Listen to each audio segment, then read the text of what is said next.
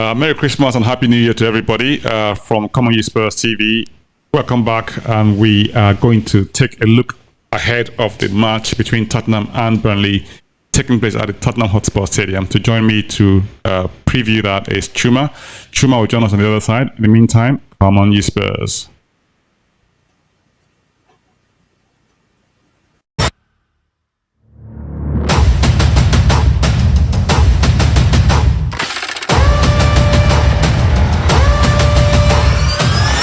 Common Spurs. Welcome back.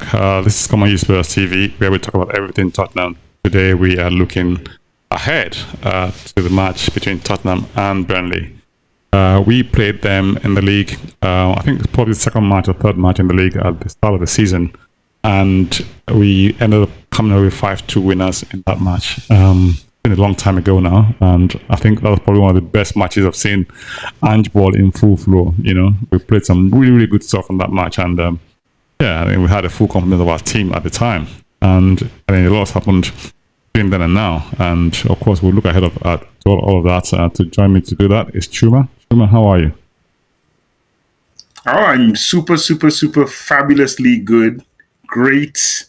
Merry New Year, which is Christmas and New Year combined for the Common Spurs TV family.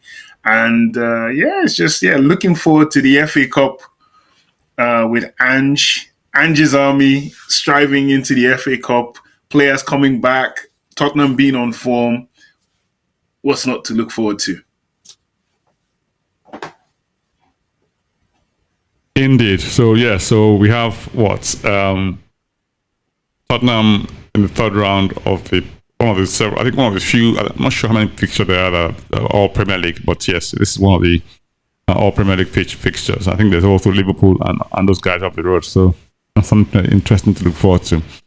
Right? Do you want to do a quick one of the housekeeping, if you don't mind? Yeah. Yes. So welcome to Common Spurs TV. As always, we'd like to ask our fans, followers, our subscribers to please smash the like button, because that helps us get noticed by the algorithm. For those of you who are here for the first time and haven't subscribed, what are you waiting for? Please subscribe and click on the notification bell to let you know when we put out fresh content, and there will be fresh content throughout the year. And as always, we are Common Spurs. Thank you so much, Chuma. You know, like I said earlier on, we ran out 5-2 winners the first match at Tottenham. Again, a lot of things have changed since then.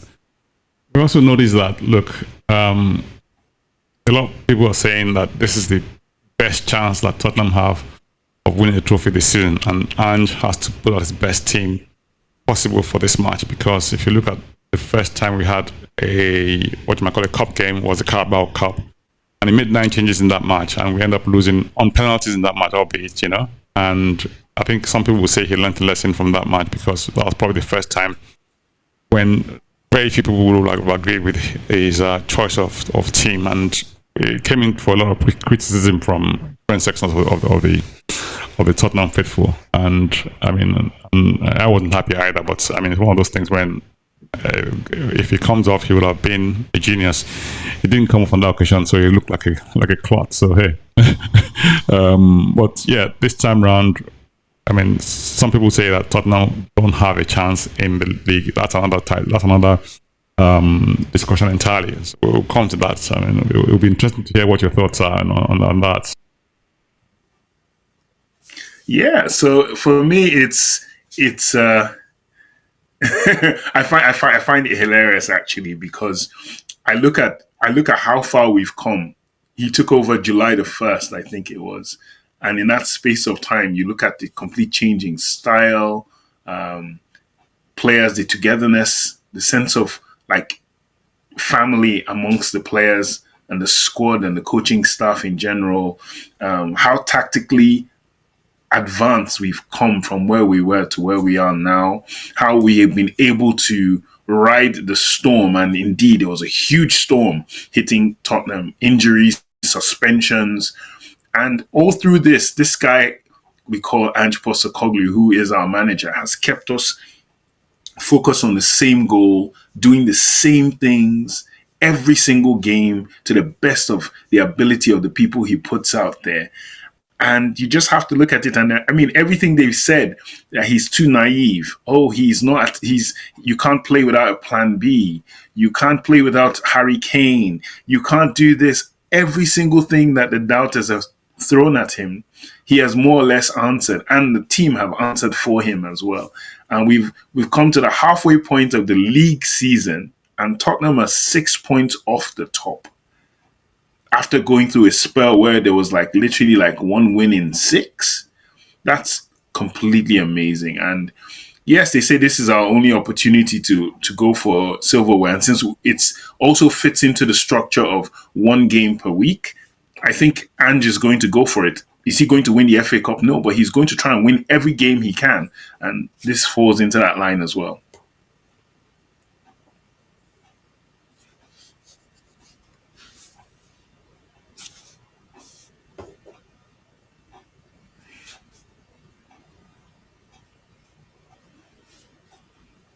You're muted.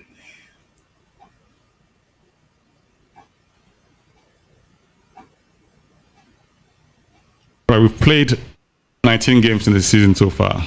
Now, of those 19 games, we've probably just drawn 2 against Brentford and against, actually 3. We drew against those guys up the road. What's their name now? Those guys, yes. I mean, you know who they are, yes. They're guys up the road. And we also drew against City as well, In the other matches, we've come away... so you've gone 3. Oh, I think I'm back now. Am I? Yeah, you're back now. Start again. Yeah, so we've had those little... over the course of the season, we've had 3 draws, right? And the rest of we have 5, I think 4 losses or 5 losses or so. I can't remember exactly how many losses we've had so far. We've had 5 losses, but we kept obviously in the groove, if you like, as in the mix. Now, the FA Cup is still a totally different kettle of fish. It's a knockout game. If you don't perform on the day, I mean, you're out basically. So the approach has got to be good, and we have to sort of look at what to expect from Ange. I mean, do you think Ange will go for granted, we don't. I mean, our choices are a little bit restricted this time around because of the squad challenges. We've got injuries. We've got, no suspensions actually, but mostly injuries. And some people some fresh injuries. Some folks are coming back from injury. So the team has a bit of a mishmash of balance of people who are recovering from injury, who've stepped in. There are a lot of squad players who have stepped in and gave a good account of themselves, in spite of difficult circumstances. If you look at someone like Davis, who's coming, and it's been a stalwart while he's been there. Okay, fine, he had a few blips on the way, but I mean, I think he's given a good account of himself while he's been called upon to do what he's had to do. Højbjerg has come in, has done a job. Okay, come for a bit of criticism now and again, but he still had to do a job. Keepers coming as well at different times. So we've had that sort of mixed match in midfield because we've had injuries to Bentancur, we've had injuries to what's that young man's name in middle? Suma. Yeah, Suma was injured. I think he was suspended. Now Madison is injured. Yeah. So last week, Kulusevski was suspended. So it's just been a really mishmash. But everyone will tell you that, look, ultimately it's a squad game, and we're not making excuses here to say that we're facing challenges on that front. But the fact of the matter is that, look, we have a team that is in what I call transition, right? Transition being the fact that we have a new manager who's just come in, who has been able, in spite of all odds, been able to stamp his authority and DNA on that team. And everyone can see what he's doing in terms of the style of play that Tottenham have deployed over the last 6 months. And for me, it has been phenomenal. It's an understatement if you ask me. Some people still want to sort of add the negative, what you might call, what's that thing called, tag on Ange. Say, oh, he's naive, he has only one style of play. He's playing attacking football, high line football. when in actual fact he should maybe have a low block, when if he has his back against the wall, or he's trying to manage the match towards the end of the game with a view to not losing or dropping points. And Ange plays one way, and that way is to attack. What do you think? What do you think about that, Chuma? Well, I think it's human nature to complain, and it's also human nature to want to improve on your previous performance. All I am is I'm thankful that the fans, like some fans, like to complain, but we have a manager that wants to keep improving. In fact, I have a thing I wrote down, which was with Ange Postecoglou, with all other managers that have these projects, as they call them. It's trust the process. But with Ange Postecoglou, I've coined it differently. It's trust the progress. Because with him, that's all he wants. He's not looking at a process of turning. No. I progress every single game. And I think he's going to take this seriously. I don't think it's going to be like the League Cup where he rested 9 players. He has quite a few players coming back. In fact, I think one of the things is because of the AFCON, for those who AFCON stands for the African Cup of Nations, and Tottenham, amongst other clubs in the Premier League and the UK leagues in general, have lost fair few players. I think there's probably only like one Premier League club that didn't lose anyone. I can't remember which club. I think that's Man City, actually. And that also leads credence to the theory that Pep Guardiola does not buy Africans. But we'll leave that story for another day. But Tottenham have lost Ibisuma and Pap Matissa, who himself got injured in our previous game, but has recovered in time to join up with the squad, Senegalese squad. So we've lost both of them to that. And then we've lost our captain, and I'll call him our talisman, in Heung-min Son, to the Asia Cup and South Korea. So these are 3, I would say, core players that functioned highly in Ange Ball this season for us. So they're a huge miss. But it says something to the quality of the squad right now, and the quality of the instructions the players are carrying out, that you're not very much afraid. We know whoever slots in is still going to play the same way, maybe not to the same quality level, and I'm very happy that we've had Dane Scarlett's come back from loan from Ipswich. I think the loan was supposed to end in January, but then also Spurs could have sent him out on loan again. But because of Sonny going and the young man Alejo Velis suffered an injury as well, a bad injury in the last game, Dane Scarlett finds himself needed, and I think he's come at the right time. And I think, we have to watch out, for that boy in Ange Ball, because he scored a wicked goal in preseason against Shakhtar Donetsk. His movement was very good in that game, and I was saying, okay, this kid could do something. He went out on loan. He's come back. And I look at Ange as someone who rewards people that just do things right. So if that boy pops goals, Richarlison has to watch himself. That young man is out to make his name, in my opinion. And of course, like you said earlier, the returning Bentancur, such a huge surprise for Spurs fans to see his name in the squad. Talk less of starting in that last game, it's come back. Van der Ven's training, Madison's training, and of course, like I said to you off air, a little known guy called Mano Solomon is also back as well. So I think we'll see a very, very competitive starting lineup. We talk about lineups always on this show, but I don't even know how to predict what the lineup will really be this time. But I have a fair guess what I think he might do. Right. Speaking of lineups, we'll probably let's just do it in next segment of this show, which is, look, you said something, which is that we have plenty of players who are coming back from injury, and hopefully that will strengthen the squad. We also have people who have given a good account of themselves while those people have been away. So, and then when you have this sort of situation whereby people are coming back from injuries, they're unlikely to be fit to be able to obviously play throughout the whole game or play entirely in the game. They probably just come in either as starters or come in as substitutes as the game progresses. what the injuries and suspensions have done to us so far this season is shown us that, look, we do have a squad despite what people are saying. This same sort of makeshift squad, if you like, has gotten us to a point whereby we're like fifth in the league, if you like. 6 points off the top. Despite all the, what you might call ups and downs that the team has faced over the course of the season.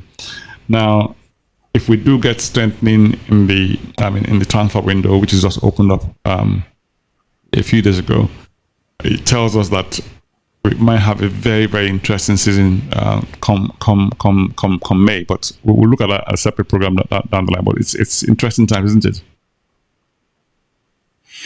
Yes, indeed. I would say what you said makes more sense because for those of you who know, our program is founded on the fact that a lot of us are like two hosts anyway. We're Nigerian Tottenham supporters, and there's a wonderful word in Nigeria that has to do like when you go to school. When you go to secondary school, every time you solve a problem in maths or something, the teachers always say is show working. Which literally is translated as you have to show the proof of work. You have to show us how you got to the answer, the desired answer. And Ange Postecoglou has shown working in 5 months.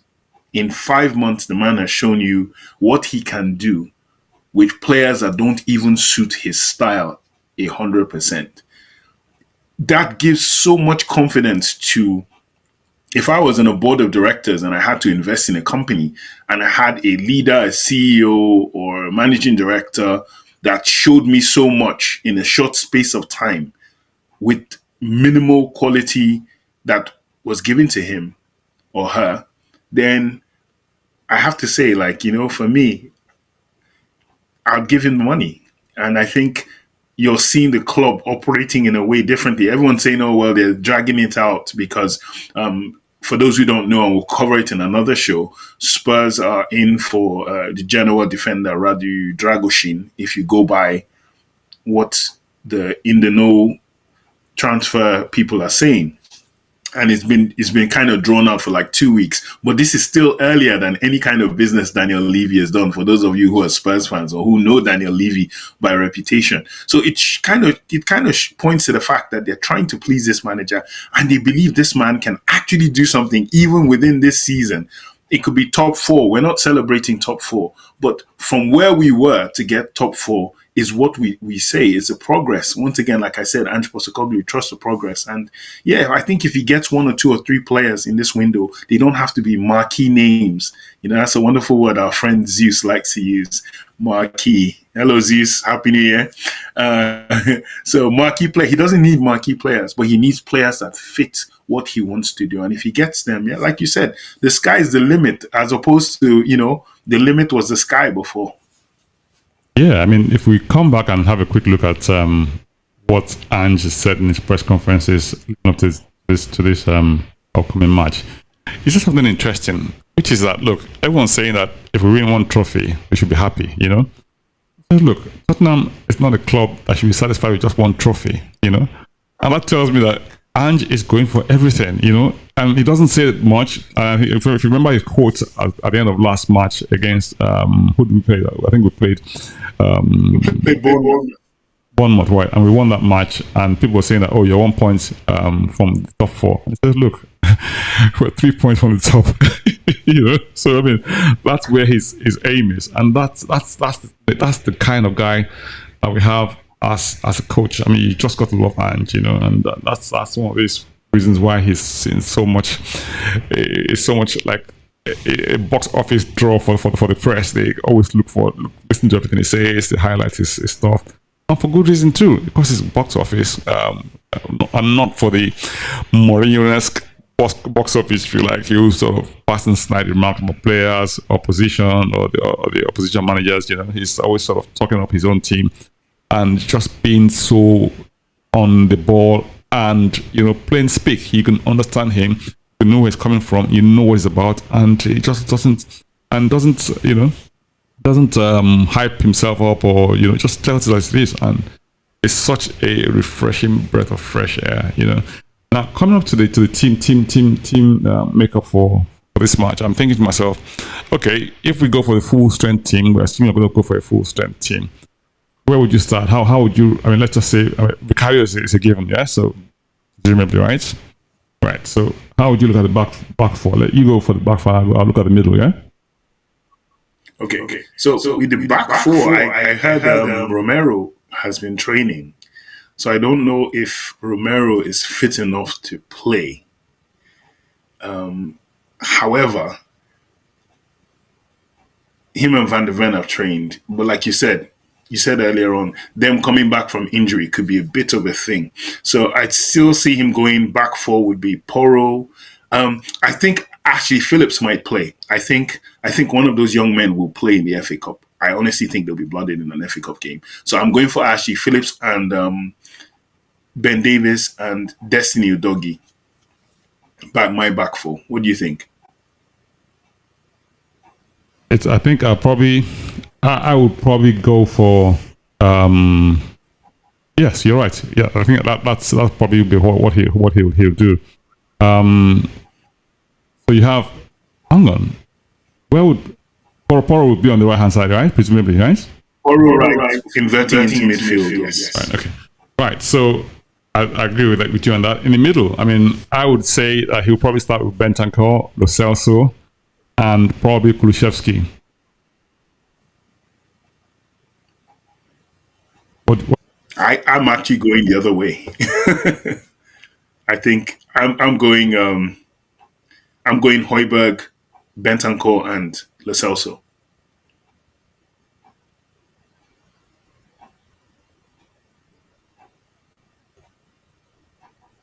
So in the front line, Son is away now, yes, or is going to be away after this match? Right. No, so he's away. Right. So it means that potentially we'll have in the front line Richarlison, what's that guy's name now? Bernard Johnson. Bernard Johnson. And Kulusevski, that's what I think. And Kulusevski. Okay. That sounds interesting. Yeah. So I mean, tell us what you think in the comment section below, guys. I would love to hear from you. I mean, because you've seen what our lineup looks like in terms of the defense, the midfield, and the attack. We would hope to hear from you and see what you think. Chuma. Yeah, no. He might still throw in. How we discovered Bentancur last game. That was such a huge shock to the system. I'm open for more shocks, because like I said, we watched the video where they were coming into training, and like I said, spotted Mano Solomon, Van de Ven. I would not be surprised if he said, "Why don't I start them and pull them off after they've secured the win?" So it's very possible Van de Ven could play. If that's the case, I still see him paired up with either Ashley Phillips or Dorrington. And then he takes him off and brings on Davies later on. And then in midfield, I only see, I can see them shutting. I don't know if Skip's back. I heard Skip had a bit of a problem. But if Skip's available, Skip stays on the bench. I start with Højbjerg and Bentancur to move around to do the Sa role. Bentancur doing that. Lo Celso controlling the game, trying to create chances. And then Brennan Johnson on the left, or Mano Solomon. Like I said, it could be Mano Solomon coming back. And then, because that was also his coming out party, if you remember, that game, the 5-2 game, Mano Solomon had 2 assists in that game. So interesting. Now, I know we're going to do a predictor scoreline now, right? But I'll also want us to do something at the start of this FA Cup competition and say to ourselves, what are the chances? How far do you think we'll go? Let's start with that first. How far do you think we'll go? Because we have a game a week, I want us to get to the semi-finals. And then whatever happens from there. But I think semi-finals minimum. Because we have a game a week and players are coming back in this new year. I think a game a week, we can do I think semi-finals. I think I'm saying going all the way. But semi-finals at least first, and then after that. Yeah, it wouldn't be far-fetched to think that we can go all the way. I mean, like I said, because we don't have Europe, we're not in any other competition. unlike maybe most of the top teams that you probably will rate at this stage of the competition. And you have Liverpool are playing Arsenal, so that will take off one of them from the equation. Early does, so that sort of opens what you might call a draw up a little bit for the other teams. But with cup competitions, you just never can tell. Things can happen, and I think going all the way is not a far-fetched expectation. If you like, it won't be out of this world. Come on, it won't be like, come on, guys. Having said that, though, this match we've got to get over it first. Take one step at a time. How do you think we're going to do in this match? Do you want to predict the scoreline? Yeah, if the boys are back in town, meaning the Van de Vens, the Madisons, the Solomons, if they're all blooded in this game, I'm looking at with Spurs, we always concede one because the line is so high and we're full out attack. I think we're trying to end this game really quickly. So I'm looking at 4-1. I think it'll probably be like the match we had against them at Tottenham, where we ended up 5-2. So something like that. I think 5-2 will be not totally unexpected. So I'm going for 5-2 Tottenham. Right. Thank you very much, guys. Very optimistic New Year's. No, I know no other way. I'm like Ange, I know nothing else other than the positive. So hey, that's my DNA. Right. Thank you very much, guys. Thank you, Chuma. Thank you for joining us. We would love to hear from you. Leave your comments in the comment section below. Share with your colleagues. Subscribe, of course, and then to help with the algorithms. Thank you, guys. We'll look forward to seeing you on the other side. In the meantime, come on, ye Spurs.